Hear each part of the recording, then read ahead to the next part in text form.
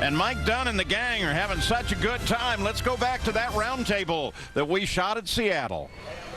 Well, and with so many or so many national events now, some of the younger guys that I think we all feel, they don't see the history that the U.S. Nationals brings back in the day and how important it was to get a U.S. Nationals victory.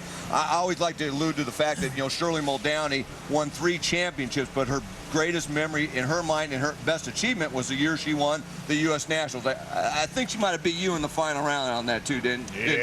How was that? Terrible. Do you remember anything other than that about that day, or? No. I bet you can't even remember who you beat going into that final round, right? Got no idea. Yeah, I know. It's just that one special round. But you've been to 3 final rounds.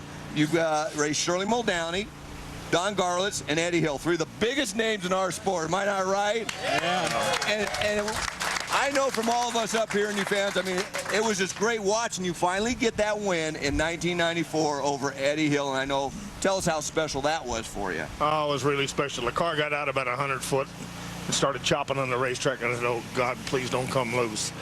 I knew it was right on the edge. And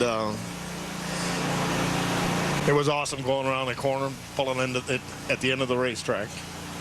That would have to be, I mean, after 30 years of trying and then to finally get it. And like we said, the meaning of what it means to get a U.S. Nationals victory. And John, how about you? I mean, 79, obviously you didn't qualify, but you don't remember that. You got that blocked out of your head. But how about the first win you got?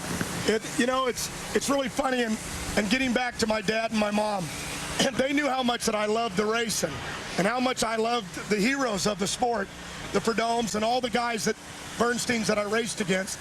But they knew how bad I wanted it, and I think my dad's hardest part was seeing me fail, because I failed a lot in the beginning, but it wasn't like I was failing. I loved it so much. It didn't matter if they beat me up every day. It was an honor to be trashed by the best in something that you just dreamed to be a part of. But when I got that win at Indy, my dad was the first one. I'll never forget that morning. I called the night before, and then we partied when I'd won. But I called the next morning to Mom. I said, where's Dad? We're talking about a guy 86 years old. She said, Dad got on his motorcycle. He had one of them Honda Scramblers, and he took off to buy a newspaper because he wanted to read about his kid, his dumb kid, but he wanted to read about me.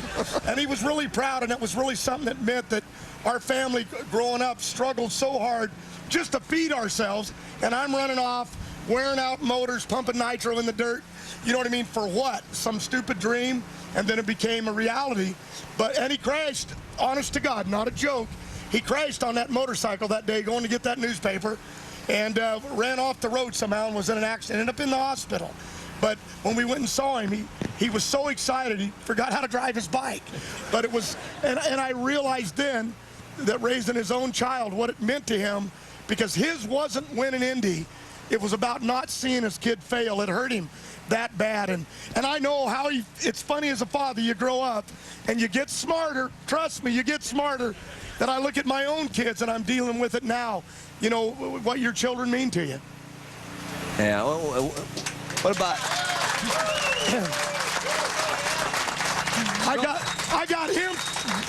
I got him for words. You got me stuttering now. He never heard me straight before. Keep playing the cards till you find one that works. Sometimes I go that way, and sometimes I'm straight. Move over a little bit, will you? Yeah.